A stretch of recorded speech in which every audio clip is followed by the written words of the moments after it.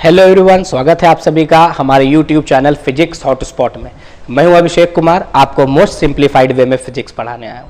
आज हम लोग बात करेंगे, हमारा अल्टरनेटिंग करंट चैप्टर है। आज हम लोग नया चैप्टर चालू कर रहे हैं जिसका नाम है अल्टरनेटिंग करंट। इसी को हम लोग एसी भी बोलते हैं ना, शॉर्ट में हम लोग क्या बोलते हैं इसको, एसी। ठीक है, तो अल्टरनेटिंग करंट पढ़ने से पहले हम लोग करंट इलेक्ट्रिसिटी चैप्टर पढ़ चुके होते हैं। इलेक्ट्रोस्टैटिक्स कैपेसिटर के बाद हम लोग करंट इलेक्ट्रिसिटी पढ़ते हैं। ठीक है, तो वहां पे हम लोग इलेक्ट्रिक करंट के बारे में बेसिक आइडियाज लेते हैं। ठीक है, वहां पे जो सर्किट है, किरचॉफ्स लॉ है, डिफरेंट चीज, डिफरेंट आइडिया हमको वहां से मिल जाता है। यहां पे हम लोग केवल बात करेंगे किस चीज का, अल्टरनेटिंग करंट। एक्सक्लूसिवली यहां पे जो बात होगी वो किसके लिए होगी, एसी के लिए, मतलब अल्टरनेटिंग करंट के लिए बात करेंगे हम लोग। तो देखिए, अल्टरनेटिंग करंट पे जाने से पहले सबसे पहले आपको ब्रीफ डिस्कशन हम कर देते हैं करंट के टाइप पे, कि इलेक्ट्रिक करंट का जो टाइप है, कितने टाइप का इलेक्ट्रिक करंट होता है। तो आपको पहले आपको बताया जा चुका है, ठीक है ना, कि इलेक्ट्रिक करंट आपका दो तरह का होगा भाई, है ना। इलेक्ट्रिक करंट जो होगा इसका दो टाइप में इसको क्लासिफाई करते हैं। दो तरह का इलेक्ट्रिक करंट होता है। एक होता है आपका डायरेक्ट करंट, एक क्या होता है आपका, डायरेक्ट करंट। ठीक है ना, डायरेक्ट करंट जिसको आप शॉर्ट में बोलते हैं डीसी, ऐसे भी लिख सकते हैं, कोई दिक्कत नहीं है। और दूसरा होता है आपका क्या, अल्टरनेटिंग करंट। ठीक है, अल्टरनेटिंग करंट है जिसको आप शॉर्ट में क्या बोलते हैं, एसी बोलते हैं। अल्टरनेटिंग करंट है जिसको क्या बोलते हैं, एसी बोलते हैं। ठीक है, दो तरह का करंट है, डायरेक्ट करंट और अल्टरनेटिंग करंट, डीसी और एसी। इस चैप्टर में जो हम लोग बात करेंगे ना, यहां पे हम लोग बात करेंगे एसी का। ठीक है, कि एसी क्या होता है, अल्टरनेटिंग करंट क्या होता है। तो सबसे पहले दोनों के बीच में जो बेसिक आइडियाज है, बेसिक डिफरेंस है, वो आपको पहले समझना होगा, तभी हम लोग अल्टरनेटिंग करंट पे स्विच कर पाएंगे, है ना। तो देखिए, अगर हम लोग को कह दिया जाए एसी और डीसी का अंतर लिखने कि दोनों के बीच में डिफरेंस बताइए, तो दोनों के बीच में बहुत सारा डिफरेंस है जिस पे हम लोग बात कर सकते हैं। लेकिन जो मेजर डिफरेंस है जिससे हम लोग अपना डिस्कशन एसी की ओर स्विच कर सकते हैं, वो क्या क्या है, जो सबसे पहले ध्यान रखिएगा। एसी का मतलब, डीसी का मतलब क्या होता है, डीसी का मतलब होता है स्टेडी। डीसी का क्या मतलब होता है आपका, steady current. Steady current, steady current क्या कहने का मतलब है, दैट इज इट्स वैल्यू। कहने का मतलब इसका जो वैल्यू होगा, that it's value will not change with time. वैसा करंट जिसका वैल्यू जो होगा समय के साथ नहीं बदलेगा, नॉट चेंज विथ टाइम, है ना, जिसका वैल्यू समय के साथ नहीं बदलेगा, हमेशा कांस्टेंट होगा, न तो मैग्नीट्यूड बदलेगा न तो डायरेक्शन। पता होना चाहिए करंट है क्वांटिटी स्केलर, लेकिन ये डायरेक्शन और मैग्नीट्यूड दोनों रखता है, लेकिन ये है स्केलर, है ना, याद रखिएगा इस चीज को। और एसी क्या है आपका, AC is time varying current. AC क्या है आपका, time varying current. Time varying current कहने का मतलब क्या है आपका, है ना, एसी के बारे में आप कहते हैं AC is the time varying current. क्यों एसी को टाइम वेरिंग करंट कहा गया, दैट इज इसका मैग्नीट्यूड और डायरेक्शन दोनों बदलेगा, है ना। Its magnitude and direction, its magnitude and direction, इसका मैग्नीट्यूड और डायरेक्शन दोनों, both changes, its magnitude and direction both changes with time. समय के साथ इसका मैग्नीट्यूड भी बदलेगा और इसका क्या होगा, डायरेक्शन, दोनों चीज बदलना है। ठीक है ना, यानी ये बेसिक अंतर है, ये आप ध्यान रखेंगे। अगली बात क्या है, चूंकि ये समय के साथ नहीं बदलता है, ठीक है ना, तो इसीलिए इसका फ्रीक्वेंसी जो होता है, frequency of DC, frequency of DC जो होता है वो होता है 0। ठीक है, लेकिन फ्रीक्वेंसी ऑफ एसी की अगर आप बात करते हैं, ठीक है, एसी के फ्रीक्वेंसी का बात करिएगा तो कहिएगा एसी का frequency is not equal to 0। AC का फ्रीक्वेंसी 0 नहीं होता है। ग्राफिकली अगर आप एसी और डीसी को दिखाना चाहते हैं तो देखिए, आपको दिखा देते हैं हम। इधर वाई एक्सिस पे हम लोग करंट को दिखाएंगे और एक्स एक्सिस पे टाइम को दिखाएंगे, यानी हम लोग आई वर्सेस टी ग्राफ बना रहे हैं। क्या बना रहे हैं हम लोग भाई, हम लोग यहां से बना रहे हैं आई वर्सेस टी ग्राफ। तो आई वर्सेस टी ग्राफ जब आप बनाइएगा ना, तो देखिए टाइम बढ़ेगा लेकिन करंट कांस्टेंट होगा। ये हो गया डीसी, ये क्या हो गया, डीसी हो गया। टाइम बढ़ेगा लेकिन करंट कांस्टेंट होगा, ना तो मैग्नीट्यूड बदलेगा ना तो डायरेक्शन। लेकिन जैसे ही आप एसी में आएंगे, जैसे ही कहां आएंगे आप, एसी में आएंगे, तो एसी में आएंगे तो क्या होगा, देखिए ये आप बनाइएगा वाई एक्सिस पे करंट और एक्स एक्सिस पे टाइम बनाइएगा, है ना। जो सबसे कॉमन एसी आपको पढ़ना है वो यही पढ़ना है, this is called sinusoidal AC. इस एसी को हम लोग साइनोसॉइडल कहते हैं। देखिए इसका मैग्नीट्यूड भी बदल रहा है, देखिए टाइम के साथ जो शुरुआत में t बराबर 0 पे करंट का वैल्यू 0 था, फिर धीरे धीरे करंट बढ़ना चालू हुआ, बढ़ते बढ़ते फिर घट के 0 हुआ, फिर बढ़ने लगा, लेकिन फिर निगेटिव डायरेक्शन में बढ़ने लगा। ठीक है तो ये है आपका, टाइम के साथ ये करंट कांस्टेंट नहीं रह रहा है। ऐसा ही नहीं, केवल यही एसी नहीं, ये जो एसी है इसको साइनोसॉइडल एसी कहा जाता है। ये जो आप एसी देख रहे हैं ना, दिस इज साइनोसॉइडल एसी, ये एसी आपका साइनोसॉइडल एसी है। लेकिन इतना ही नहीं, और भी आपको ट्रायंगुलर एसी भी मिलेगा, ट्रेपेजॉइड एसी भी मिलेगा, हर तरह का एसी मिलेगा देखने के लिए। ठीक है, जैसे आप और एसी देखिएगा, हम दिखा देते हैं। सब में एसी का जो कॉमन जो टर्म है ना, जो उसका कैरेक्टरिस्टिक फीचर है मैग्नीट्यूड और डायरेक्शन बदलने वाला, वो जरूर दिखाई देगा आपको। देखिए क्या है, ध्यान दीजिएगा, देखिए हो गया ना ये। इसमें भी आप क्या देखेंगे, समय के साथ मैग्नीट्यूड बढ़ रहा है, बढ़ के मैक्सिमम हुआ, फिर घटना चालू हुआ, घट के क्या हो गया, 0 हुआ, उसके बाद फिर मैक्सिमम हुआ लेकिन नेगेटिव डायरेक्शन में। तो मैग्नीट्यूड और डायरेक्शन दोनों बदलता हुआ दिखाई देगा। ये क्या है आपका, दिस इज ट्रायंगुलर एसी, इसको आप क्या बोल सकते हैं, ट्रायंगुलर एसी बोल सकते हैं। अगर आप आएंगे मान लीजिए आप स्क्वायर एसी में आना चाहते हैं, तो यहां करंट बनाइए, यहां टाइम बनाइए, यहां पे आ जाइए आप स्क्वायर एसी में। ये जो एसी है आपका, ये आपका क्या है, स्क्वायर एसी है ना। इसमें भी वही चीज आपको दिखाई देगा। तो हर जगह पे एसी में आप कॉमन बात देखेंगे, this is not a steady current, AC means time varying current. मतलब जो करंट का मैग्नीट्यूड और डायरेक्शन है वो दोनों ही समय के साथ बदलेगा, तभी हम कहेंगे कि हम लोग एसी की बात कर रहे हैं। और जिसका मैग्नीट्यूड और डायरेक्शन नहीं बदलेगा वो डीसी होगा, डायरेक्ट करंट होगा, है ना। आगे आप मॉडर्न में पढ़ेंगे पल्सेटिंग डीसी मिलेगा, तो कहिएगा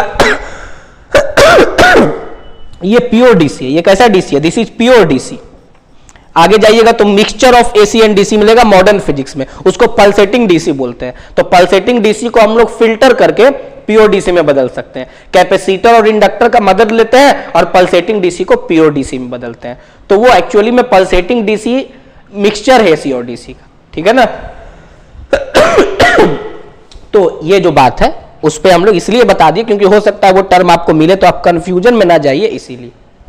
ठीक है, इतना आप पहले आप इतने का स्क्रीनशॉट ले लीजिए, देन आफ्टर फिर हम लोग एसी पे स्विच करेंगे कि एसी में क्या क्या क्या उसका एक्चुअल डिफिनेशन लिखेंगे और क्या एसी होता है। इसका स्क्रीनशॉट लीजिए।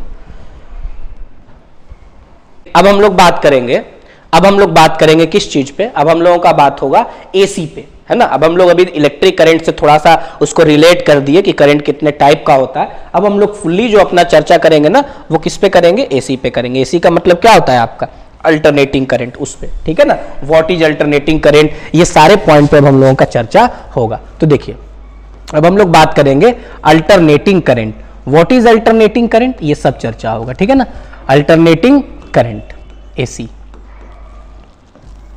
ठीक है, तो देखिए क्या होगा आपका अल्टरनेटिंग करंट। तो कहेंगे कि एसी का डिफिनीशन सबसे पहले क्या होगा, द करंट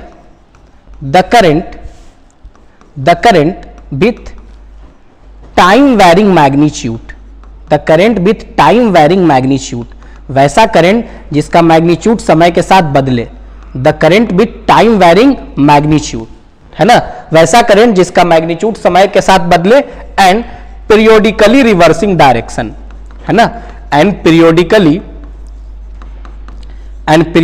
रिवर्सिंग डायरेक्शन। और क्या बात करेंगे कि क्या लिखे, with time varying magnitude, magnitude समय के साथ बदले, एंड पीरियोडिकली रिवर्सिंग डायरेक्शन, है ना, पीरियोडिकली रिवर्सिंग डायरेक्शन।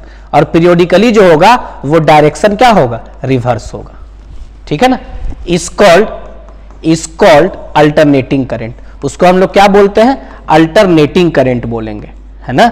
वैसा करंट जिसका मैग्नीट्यूड समय के साथ बदले और डायरेक्शन पीरियोडिकली रिवर्स हो, उसको हम लोग क्या बोलेंगे, एसी, अल्टरनेटिंग करंट बोलेंगे। एक बात लिखा गया, ये तो समझ में आ गया कि टाइम वेरिंग मैग्नीट्यूड है, डायरेक्शन जो रिवर्स हो रहा है पीरियोडिकली उसका डायरेक्शन रिवर्स हो रहा है। ऐसा नहीं कि जब मन जब उसका डायरेक्शन रिवर्स हो गया, ऐसा नहीं सोचना है आपको। आपको क्या देखना है, डायरेक्शन रिवर्स तो होगा लेकिन पीरियोडिकली एक समय अंतराल फिक्स होगा उसके डायरेक्शन को रिवर्स करने के लिए। ठीक है, तो देखिए नेचर में जो आपको एसी दिखाई देगा, जो हम लोगों को एसी पढ़ना है ना, एक्चुअल में वो जो एसी है वो क्या है, हम आपको दिखाते हैं। देखिए अगर आप बहुत ध्यान से देखिएगा तो आपको ये दिखाई देगा। देखिए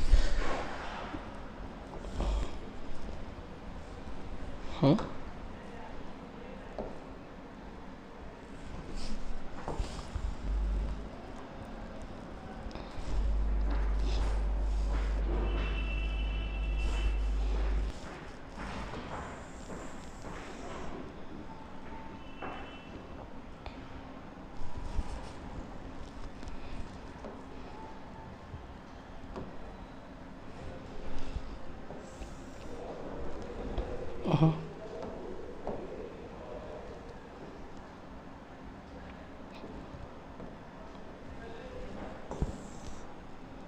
हम्म।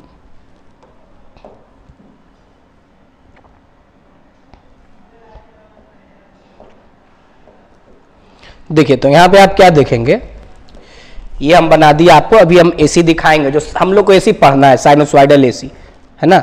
ये करंट हो गया वाई एक्सिस पे, और ये क्या हो गया अपना टाइम हो गया। आई वर्सेस टी का ग्राफ बनाइएगा तो आपको देखिए क्या दिखाई देगा, बहुत ध्यान से आपको देखना होगा।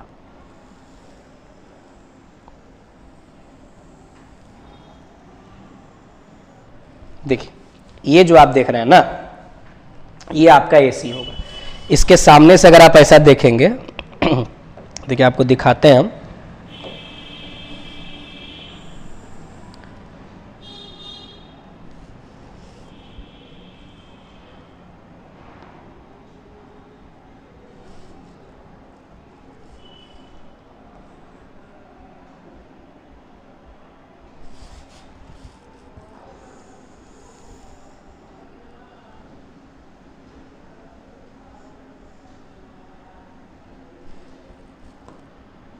देखिए ये जो आप यहां से देखेंगे ना, तो आपको क्या दिखाई देना चाहिए, ये जो डॉटेड डॉटेड लाइन से है, ये एक्चुअली में मैक्सिमम वैल्यू ऑफ करंट है आई नॉट।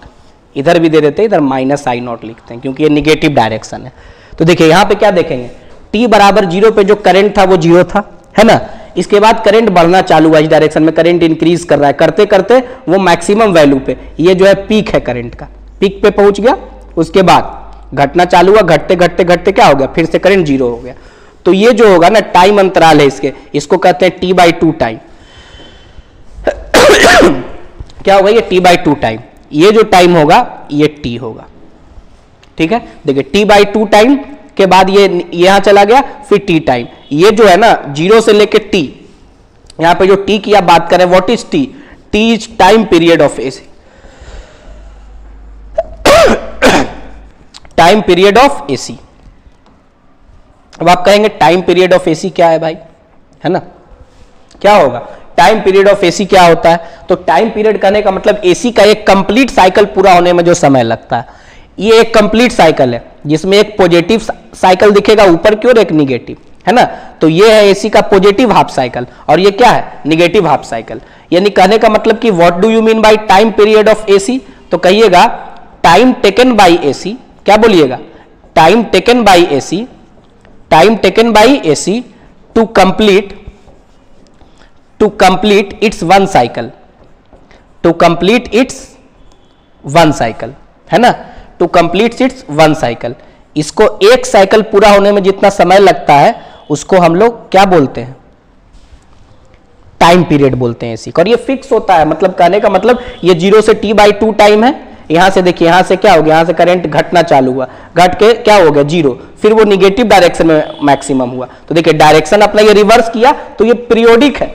देखिए टाइम इंटरवल देखिए फिक्स है, फिर यहां पे फिर क्या हो जाएगा, यहां पे हो जाएगा आपका 3t/2 टाइम, 3t/2।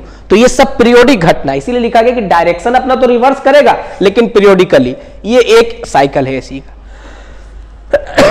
एक साइकिल मतलब क्या बोले हम, वन साइकिल का मतलब क्या होता है, what do mean by one cycle? एक साइकिल में आपको दो चीज दिखाई देगा, है ना। एक साइकिल में आपको दिखाई देगा पॉजिटिव हाफ साइकिल, क्या दिखाई देगा, पॉजिटिव हाफ साइकिल, और क्या दिखाई देना चाहिए, निगेटिव हाफ साइकिल।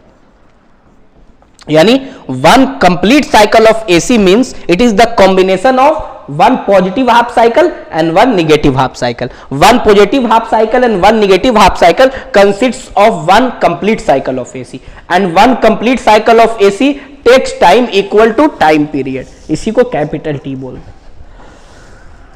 देखिए अब हम लोग बात करेंगे इक्वेशन ऑफ एसी, है ना, इक्वेशन ऑफ एसी, एसी के इक्वेशन पे बात करेंगे, ठीक है, कि जो अल्टरनेटिंग करंट है उसका इक्वेशन कैसे हम लोग डिराइव करते हैं। तो एक्चुअली में कहीं भी करंट का इक्वेशन आप डायरेक्ट नहीं निकाल सकते हैं, सबसे पहले आपको ईएमएफ या वोल्टेज का इक्वेशन निकालना होगा, उससे ही आप करंट का इक्वेशन निकालेंगे। जैसे आप इलेक्ट्रोमैग्नेटिक इंडक्शन में भी पढ़ते हैं, एक्चुअली में वहां पे फैराडे इंड्यूस ईएमएफ कैलकुलेट करने के लिए बताए थे, इंड्यूस करंट कैलकुलेट करने नहीं बताए थे। जैसे ही आप ईएमएफ कैलकुलेट कर लिए तो ओम्स लॉ को यूज करके I = E/R से आप करंट निकाले थे। बिल्कुल यहां भी वही काम करेंगे और कॉन्सेप्ट भी हम यहां वही लाने वाले हैं, ठीक है, वही के कॉन्सेप्ट से हम लोग डिराइव कर लेंगे अल्टरनेटिंग ईएमएफ का उस या वोल्टेज का, और उसके बाद फिर किसका, उसके बाद हम लोग डिराइव कर लेंगे इक्वेशन जो हम लोग चाह रहे हैं। देखिए क्या है, मान लीजिए ना कि आपके पास ये एक कॉइल है, ठीक है ना, इस कॉइल का रेडियस कुछ होगा स्मॉल r, आप मान लेंगे इसके रेडियस को,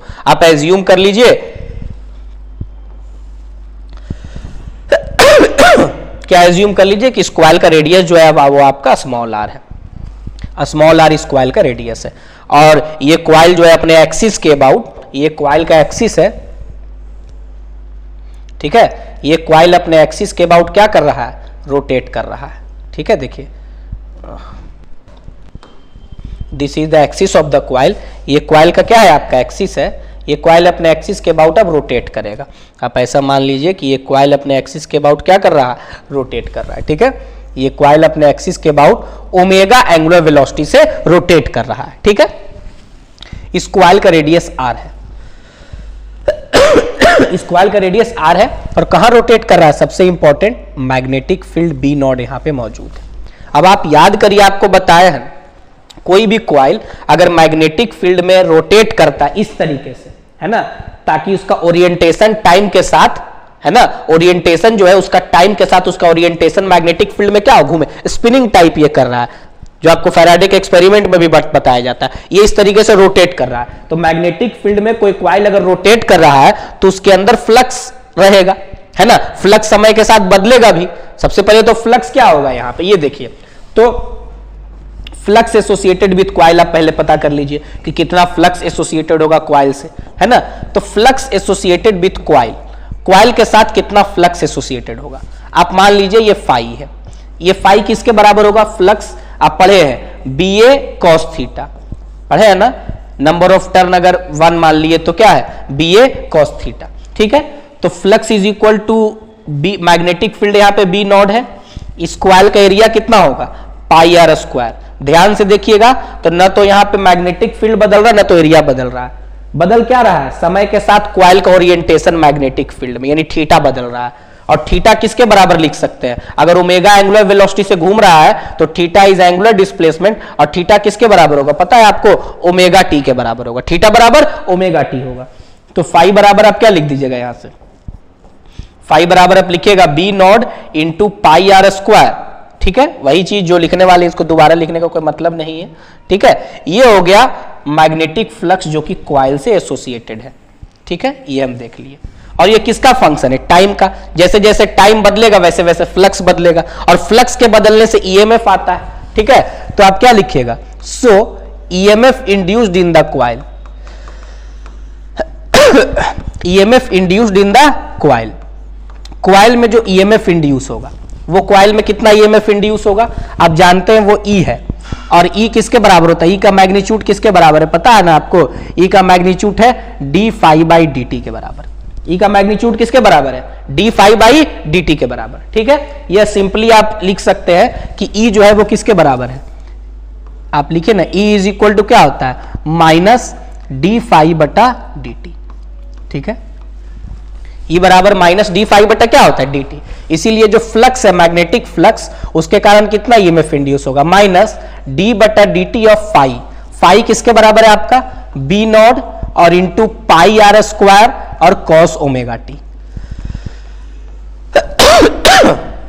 जो कांस्टेंट है आप उसको बाहर निकाल दीजिए, माइनस हो गया, कांस्टेंट क्या है आपका B not pi r square बाहर निकल गया, B not pi r square बाहर निकल गया, क्या बच गया d by D T of cos omega T. Cos omega T का डिफरेंशिएशन क्या होगा, जहां पे ओमेगा आपका कांस्टेंट है, वेरिएबल क्या है, टाइम, तो चेन रूल लगाइएगा, क्या कहिएगा, EMF induce is equal to cos का डिफरेंशिएशन होता है माइनस साइन, तो ये माइनस माइनस तो पहले प्लस हो गया, B naught pi R square है ना into omega, B naught pi R square into omega, और B naught pi R square तो बाहर निकल गया, ओमेगा एक कांस्टेंट है तो कांस्टेंट से आगे मल्टीप्लाई होता है चेन रूल में ऐसे, और sign omega T cos omega T का डिफरेंशिएशन होता है minus sorry cos omega T का डिफरेंशिएशन होता है minus sign omega T, minus sign omega T यानी मतलब आप ऐसे समझिए कि कॉस ओमेगा टी का डिफरेंशिएशन होगा minus omega sine omega T, तो माइनस माइनस तो पहले ही प्लस बन गया, ओमेगा बाहर लिख ही दिए, तो ये हो गया साइन ओमेगा टी, ठीक है, इस तरीके से। तो E बराबर क्या हो गया, E बराबर जो हो गया आपका हो गया B naught B naught omega pi R square और क्या साइन ओमेगा टी, ये हो गया। तो ये देखिए जो टर्म यहां लिखा गया B naught omega pi R square है, बी नॉट कांस्टेंट है, ओमेगा कांस्टेंट है, पाई कांस्टेंट है, आर फोर रेडियस कौन, तो इस कांस्टेंट को ई नॉट मान लिया गया, E is equal to E naught sine omega, this is induced EMF, this is induced EMF, ये आपका इंड्यूस्ड ईएमएफ है। यहां पे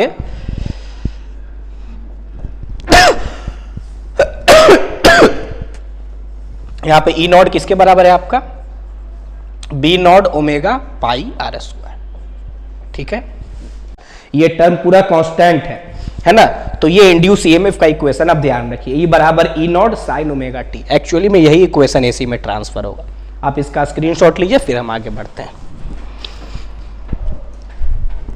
देखिए अब हम लोग क्या देख लिए, अब हमारे पास जो टर्म आ गया है E इज इक्वल टू क्या ले आया है, E is equal to E naught sine omega T ले आया है ना, एक्चुअली में जो इक्वेशन है ये यही इक्वेशन अल्टरनेटिंग वोल्टेज या ईएमएफ का इक्वेशन है ना, ये इक्वेशन किसका है आपका, अल्टरनेटिंग ईएमएफ, या फिर यूं कह दीजिए अल्टरनेटिंग वोल्टेज का इक्वेशन है, ये अल्टरनेटिंग ईएमएफ कहिएगा या फिर क्या कहिएगा, अल्टरनेटिंग वोल्टेज का इक्वेशन है ना।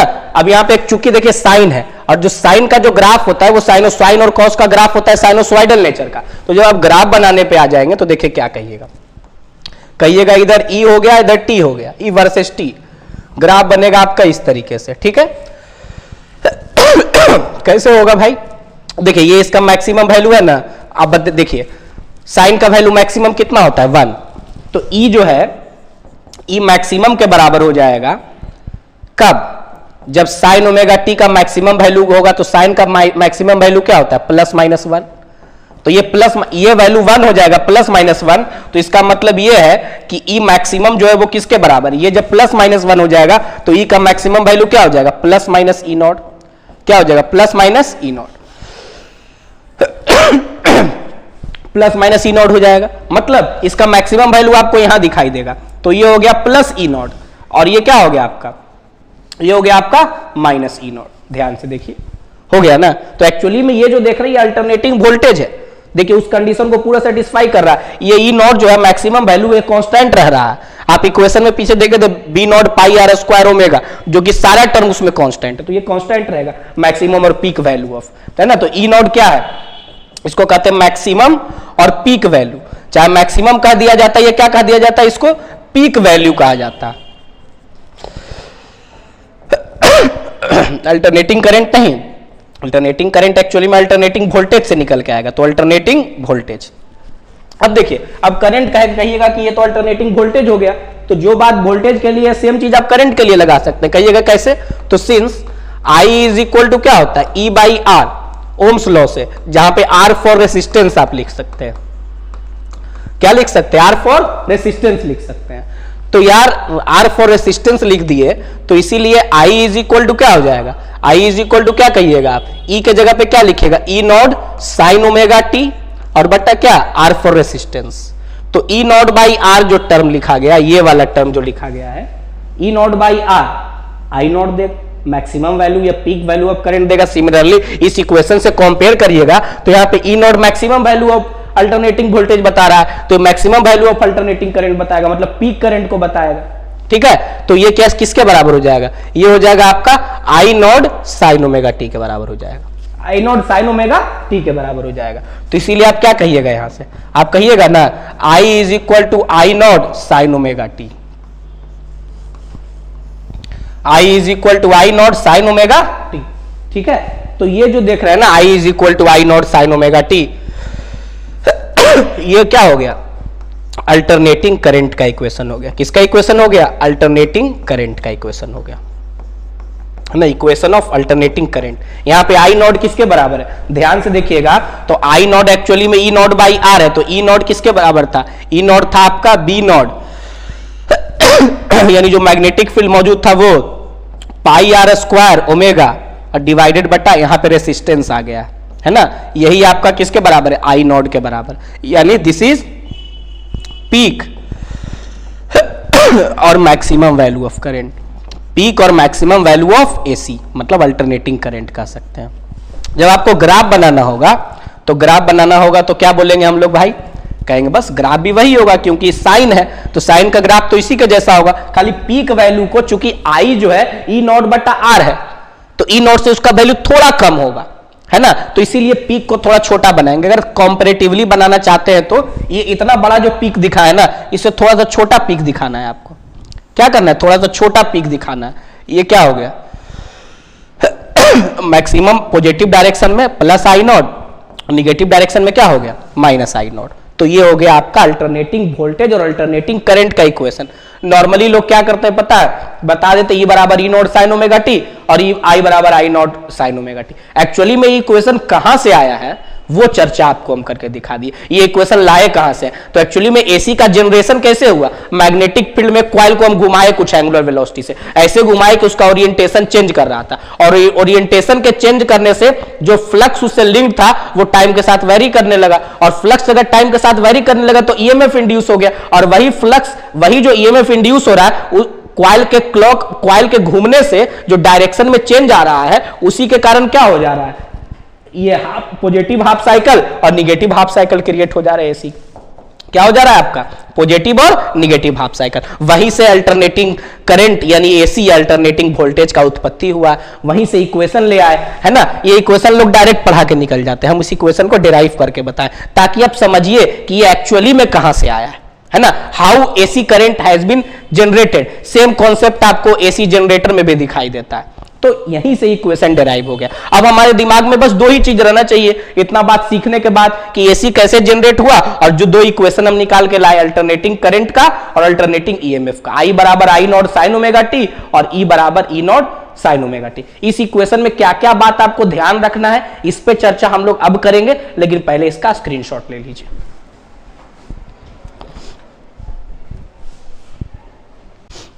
देखिए, तो अब हम लोग बात करेंगे जो हमारा इक्वेशन आ गया अल्टरनेटिंग वोल्टेज का, दोनों सब काम आएगा, ई बराबर E naught sine omega t, ठीक है ना, और आई बराबर I naught cos omega, sorry cos नहीं, ये भी साइन है। अभी दोनों वोल्टेज का इक्वेशन से ही हम लोग करंट का इक्वेशन निकालेंगे, ध्यान रखिए, कहीं भी चलेंगे तो वोल्टेज के इक्वेशन से चालू करेंगे। ये सब इक्वेशन में ध्यान रखना है, दोनों साइन है ना, तो नेचर में कोई खास बदलाव वैसा होगा नहीं, बस एक करंट है एक वोल्टेज है। इस इक्वेशन में आपको पता होगा, ये पहले ही पढ़ चुके हैं, दिस इज मैक्सिमम और peak value, this is maximum और पीक वैल्यू। ये मैक्सिमम और क्या है, पीक वैल्यू है एसी का, ठीक है।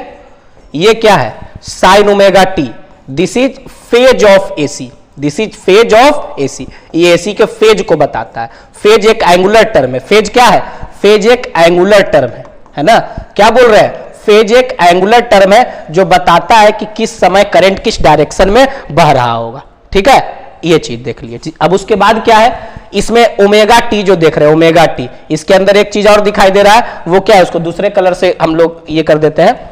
इसके अंदर आपको क्या दिखाई दे रहा है, इसके अंदर आपको एक और टर्म दिखाई दे रहा है, omega T, this is phase angle, this is phase angle. और ये फेज एंगल किसके बराबर है आपका, ओमेगा टी के बराबर है। और यहां पे ओमेगा किसके बराबर है, omega is angular frequency, omega is angular frequency of AC, ठीक है। और ये किसके बराबर है, 2 पाई न्यू, पढ़े होंगे सर्कुलर मोशन वगैरह में भी, एंगुलर वेलोसिटी होता है, यहां पे एंगुलर फ्रीक्वेंसी होता है। यहां पे ये ओमेगा किसके बराबर है यार, 2 पाई न्यू के बराबर है, जहां पे न्यू क्या है, what is new, new is frequency of AC, इसीलिए बोले थे ना एसी का फ्रीक्वेंसी 0 नहीं होता है। और फ्रीक्वेंसी क्या है, फ्रीक्वेंसी क्या है, nu is equal to 1 by time, nu is equal to 1 by time period, not time, time period. ये क्या है आपका time period. What is time period, तो टाइम पीरियड आपको पहले ही बताया जा चुका है, time taken by AC to complete 1 cycle. तो सब देखिए इस इक्वेशन से सब कुछ निकाल दिए। क्या बोले, आई बराबर I naught sine omega T, इसमें आई नॉट मैक्सिमम और पीक वैल्यू है, जब इसका वैल्यू 1 हो जाएगा तो करंट मैक्सिमम वैल्यू के बराबर होगा जब पीक अटेन करता है ग्राफ में। साइन ओमेगा टी फेज है, एंगुलर टर्म है, जो कि बताता है किसी भी सिचुएशन में किसी भी टाइम इंस्टेंट पे करंट का मैग्नीट्यूड और डायरेक्शन क्या होगा। इसके अंदर जो ओमेगा टी है वो फेज एंगल है, ये इसमें ओमेगा टी में ओमेगा जो है वो क्या बताता है, ओमेगा जो है आपका क्या बताता है, एंगुलर फ्रीक्वेंसी ऑफ एसी। ये 2 पाई न्यू होता है, जहां पे न्यू फ्रीक्वेंसी है ना। फ्रीक्वेंसी का मतलब क्या होता है जानते हैं ना, फ्रीक्वेंसी का मतलब होता है नंबर ऑफ साइकिल पर सेकेंड, एक सेकेंड में वो कितना साइकिल पूरा करता है, नंबर ऑफ साइकिल पर सेकेंड। फ्रीक्वेंसी का यूनिट क्या होता है, तो फ्रीक्वेंसी का यूनिट होता है हर्ज, HZ हर्ज, या इसी को CPS भी लिखा जाएगा इस चैप्टर में, CPS मतलब साइकिल पर सेकेंड, है ना। तो कभी कभी कंफ्यूज करने के लिए हर्ज में ना देके CPS में दे देगा फ्रीक्वेंसी को, तो CPS में भी दिया हुआ तो वो फ्रीक्वेंसी है, कुछ दूसरा चीज वो नहीं, ठीक है। और ये हो गया ये टाइम पीरियड का रेसिप्रोकल होता है, जितना ज्यादा टाइम पीरियड होगा फ्रीक्वेंसी उतना कम होगा। टाइम पीरियड क्या होता है ये आपको पीछे बताया जा चुका है। तो इस सारे चीज में जो जो इंपॉर्टेंट टर्म है वो आप ध्यान देंगे, ठीक है ना। तो हम देख लिए I इज इक्वल टू क्या हो गया, आई नॉट साइन ओमेगा टी, ठीक है। इसको आप ऐसे भी लिख सकते हैं, आई नॉट साइन ओमेगा के जगह पे 2 पाई न्यू और इंटू टी, और मन करे तो ऐसे भी लिख सकते हैं, कैसे, आई नॉट साइन, है ना, sine 2 pi T by T, ये हो गया, ठीक है। ये आपका इक्वेशन है। और ये बस एक ही चीज, इस पूरे में एक ही चीज कांस्टेंट है, वो है टाइम। तो ये करंट किसका फंक्शन है, यहाँ पे टाइम का फंक्शन है। देखिए इस इक्वेशन में सिर्फ टाइम ही बदलेगा, बाकी सब कांस्टेंट है। तो इसीलिए कहा जाता है this equation is the function of time. इसीलिए कहा जाता है ना कि वैसा करंट जो टाइम का फंक्शन हो, टाइम पे डिपेंड करेगा, वही एसी होगा, अल्टरनेटिंग करंट होगा। तो ये फाइनली हम लोग अल्टरनेटिंग करंट के इक्वेशन पे पहुंच चुके हैं। जो बात करंट के लिए बोले, इसमें भी ये फेज बता रहा है ना, अरे क्या हो गया, है ना, इसमें भी क्या हो रहा है, ये फेज बता रहा है, फेज एंगल बता रहा है। कब मैक्सिमम होगा, तो साइन ओमेगा टी जब मैक्सिमम होगा, है ना। तो ये सारा चर्चा हम लोग कर दिए, ठीक है। अब हम लोग बात करेंगे इस इक्वेशन पे बेस्ड कुछ कुछ क्वेश्चंस का, है ना, क्योंकि ये बेसिक आइडिया था हम लोग का। मेन आज उद्देश्य था एसी क्या होता है ये समझना, और एसी के इक्वेशन तक पहुंचना, कहां से इक्वेशन आया, एसी का उत्पत्ति कैसे हुआ, ये चर्चा हम लोग आज कर लिए। आज आप देख रहे होंगे कि बहुत ज्यादा खांसी हमको है, लेकिन बच्चों के पढ़ाई को, टाइम को ध्यान में रखते हुए वीडियो रिलीज करना जरूरी था, इसीलिए वीडियो बनाया गया है। हेल्थ थोड़ा साथ नहीं दे रहा है, इसलिए रेगुलर वीडियोस नहीं बना पा रहे। आज इतना ही है, अगले दिन जब मिलेंगे तो अगर स्वास्थ्य अच्छा रहा तो और अगले आगे कंटेंट के साथ आएंगे। थैंक यू, इसका स्क्रीनशॉट ले लीजिए। अब हम लोग अगले वीडियो में आते हैं, और अगले वीडियो को देखने के लिए इस वीडियो को लाइक करें और चैनल सब्सक्राइब खुद भी करें और करवाएं भी। Thank you.